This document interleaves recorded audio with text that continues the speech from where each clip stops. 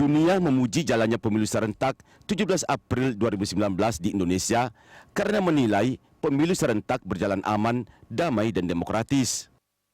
Sejumlah duta besar mengaku tidak mudah menggelar pemilu 2 tahap dengan aman dan lancar secara serentak di negara seperti Indonesia yang terdiri dari belasan ribu pulau dengan budaya dan kemampuan sosial ekonomi yang begitu beragam di kalangan para pemilih. Tingkat keikutsertaan para pemilih yang tinggi mengundang decak kagum kalangan pejabat dan diplomat. Mereka yakin Indonesia bisa menjadi contoh nyata yang patut diteladani banyak negara sebagai salah satu raksasa demokrasi nomor 3 di dunia. Walau selama kampanye Pilpres, aroma perpecahan sangat terasa di kalangan masing-masing pendukung pasangan calon presiden dan wakil presiden, namun situasi keamanan selalu aman dan terjaga. Duta Besar Korea Selatan untuk Indonesia, Kim Chang-beom menilai pemilu 2019 di Indonesia berhasil menunjukkan kematangan demokrasi selama 15 tahun terakhir. Sementara Duta Besar Australia untuk Indonesia, Gary Kunlen, kagum dengan besarnya pelaksanaan dan antusiasme para pemilih. Ia memuji Indonesia sebagai negara demokrasi yang besar yang rutin dan sukses menyelenggarakan pemilu. Pujian serupa juga disampaikan Duta Besar Denmark untuk RI, Ramsus Christensen. Duta Besar Inggris untuk Indonesia, Muazzam Malik mengaku kagum karena turut merasakan atmosfer pelaksanaan pemilu serentak. Lewat keberhasilan ini, ia berharap Indonesia dapat mempromosikan sistem demokrasi dalam pemilu langsung kepada Inggris dan negara-negara lainnya di dunia. Sementara Duta Besar Palestina untuk Indonesia, Zuhair Al-Sun menilai suksesnya pelaksanaan pemilu serentak pada Rabu 17 April 2019 lalu menunjukkan pemerintah berhasil menjamin kebebasan warganya untuk memilih, di mana warga Indonesia memilih sesuai dengan keinginan tanpa ada tekanan dari pihak manapun. Tim Liputan, Berita 1, Jakarta.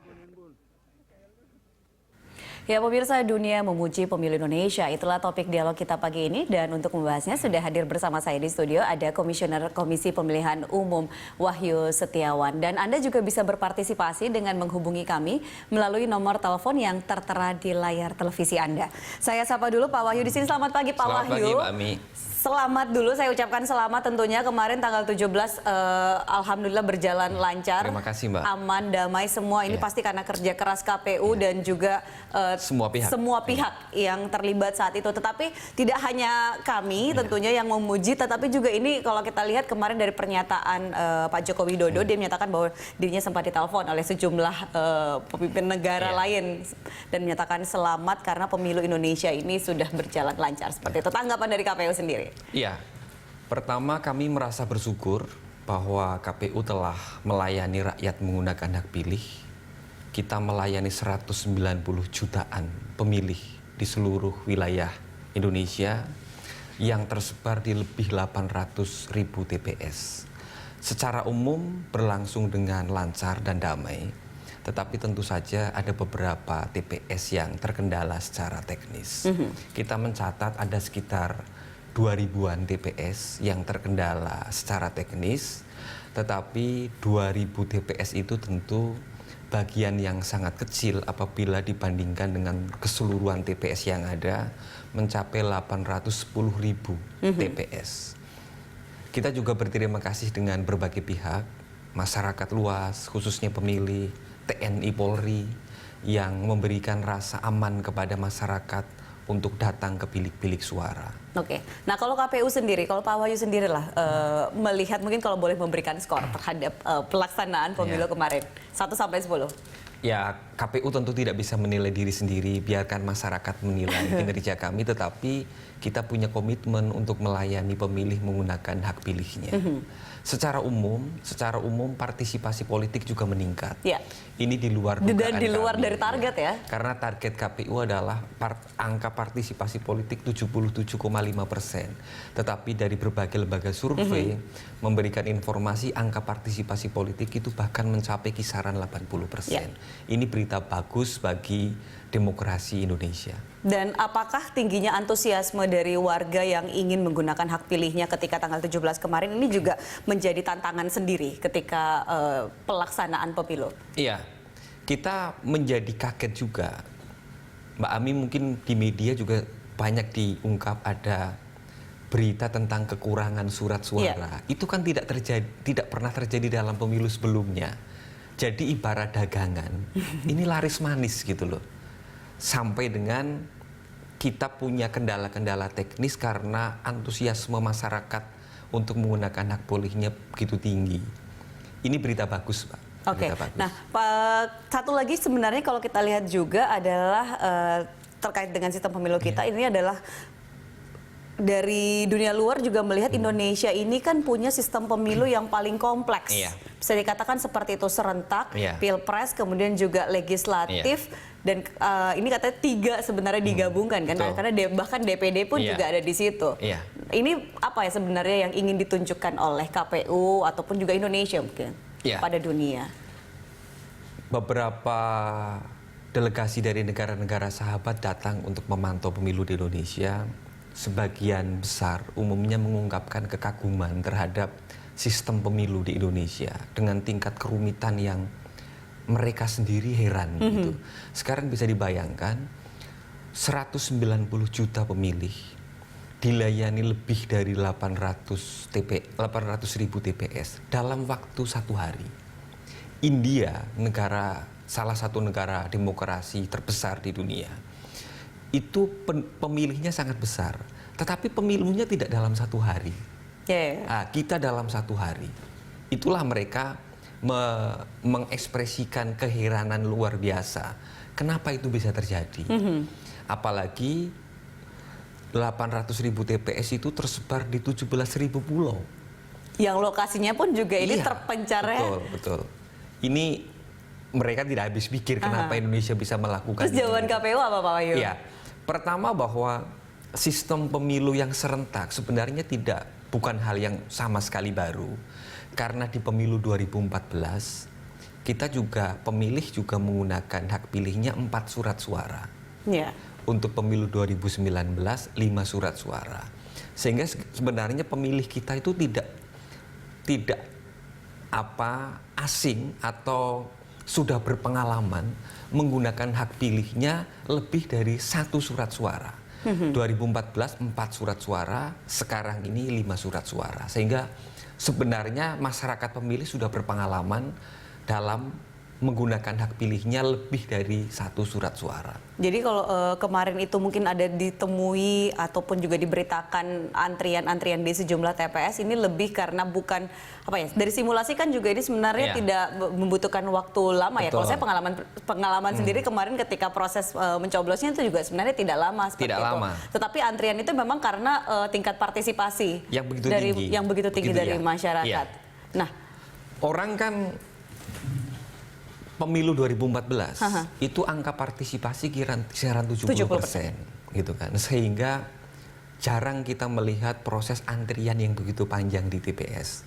Sekarang ini kita juga heran melakukan pemantauan, demikian hiruk pikuk, masyarakat bergairah begitu. Wajar apabila kemudian angka partisipasinya melonjak menjadi 80%. Apa kira-kira menurut KPU yang menyebabkan masyarakat ini juga naik cukup signifikan angka partisipasinya di pemilu 2019 ini? Padahal kan kalau banyak yang memperkirakan ini mungkin akan turun karena beberapa saat sebelum hari pelaksanaan pemilu itu kan juga banyak suara-suara soal golput, terus kemudian juga masa kampanye yang panjang itu juga dianggap membuat masyarakat ini sudah terlanjur bosan seperti itu. Tetapi ternyata anggapan bahwa 7 bulan masyarakat bosan tidak terbukti. Bosan itu kan dikhawatirkan masyarakat kemudian tidak datang ke TPS karena jenuh. Ternyata masih datang juga. Kalau dalam pandangan KPU, kenapa kemudian partisipasi masyarakat melonjak? Yang pertama tentu karena meningkatnya kesadaran politik warga. Yang kedua harus diakui, semakin kompetitif pemilu akan meningkatkan partisipasi politik warga. Ada keterlibatan secara emosional untuk mengikuti pemilu gitu. Dan jangan lupa, sekarang ini berbeda dengan pemilu 2014. Sekarang ini peran media sosial itu lebih masif dibandingkan pemilu sebelumnya. Padahal sekarang kita tahu data menunjukkan sebagian besar pengguna internet aktif itu adalah masyarakat pemilih. Sehingga betul-betul keterlibatan masyarakat dalam pemilu itu nyata, konkret, dan langsung. Padahal ada persepsi masyarakat Indonesia banyak apolitis dan itu sama sekali tidak terbukti. Dan ini juga jadi jadi contoh baik karena Indonesia bisa dikatakan salah satu negara di dunia yang paling tinggi tingkat partisipasi pemilunya. Saya menambahkan ada faktor tertentu yang saya sebutkan bahwa semakin kandidat itu menarik di mata masyarakat, maka akan semakin partisipatif. Harus diakui bahwa peserta pemilu, khususnya kandidat capres-cawapres, Pak Jokowi, Pak Kiai Ma'ruf, Pak Prabowo, Pak Sandi, itu bagi masyarakat menarik. Rematch ini sangatlah menarik karena menjadi ini kalau menarik, maka mereka menjadi berpartisipasi. Jadi kalau ada banyak yang berpendapat ini kayak kalau bahasanya tuh CLBK, cerita lama belum kelar, Pak Wahyu. Dan inilah akhirnya yang membuat pendukungnya karena yang sudah terlanjur punya basis pendukung yang mungkin sama kuatnya, masing-masing berusaha untuk memenangkan pasangannya. Kurang lebih begitu. Kurang lebih begitu. Nah, soal pileknya sendiri, ini kalau kita lihat mungkin juga karena salah satu yang menyumbang rumitnya ini kan karena banyak partai mungkin lebih banyak seperti itu. Terus kemudian juga caleg ini juga yang agak banyak masyarakat yang mungkin sampai saat-saat akhir itu pengalaman saya sampai susah loh mengakses situs KPU. Ini mungkin apakah karena banyak masyarakat yang berusaha untuk mencari tahu tentang caleg atau bagaimana? Menurut saya salah satu yang kemudian ada pelambatan orang mengakses situs KPU, salah satunya disebabkan karena banyak sekali orang yang ingin mengakses situs KPU. Tetapi memang umumnya masyarakat lebih mudah menggunakan hak pilih untuk pilpres dan pemilihan calon anggota DPD. Karena memang di situ ada fotonya. Untuk DPR maupun DPRD, masyarakat membutuhkan konsentrasi yang lebih karena di situ tidak ada foto. Adanya adalah gambar atau logo partai politik dan nama-nama caleg. Sehingga ini membutuhkan tentu saja secara teknis berbeda. Jauh lebih mudah pilpres dan calon anggota DPD karena memang ada fotonya. Apakah ini akan menjadi catatan dari KPU sendiri untuk mungkin pelaksanaan pemilu di periode berikutnya? Iya, banyak pihak memberikan rekomendasi pemilu serentak antara pilpres dan pileg itu dianggap dalam tanda kutip menenggelamkan pileg. Orang lebih perhatian kepada pilpres. Menurut saya ini konsekuensi logis dari peraturan perundang-undangan. Pemilu serentak salah satu konsekuensi logisnya adalah bahwa pilpres itu lebih menarik perhatian publik ketimbang pileg. Sekarang ini juga muncul angka partisipasi yang berbeda antara partisipasi politik dalam pilpres dan partisipasi politik dalam pileg.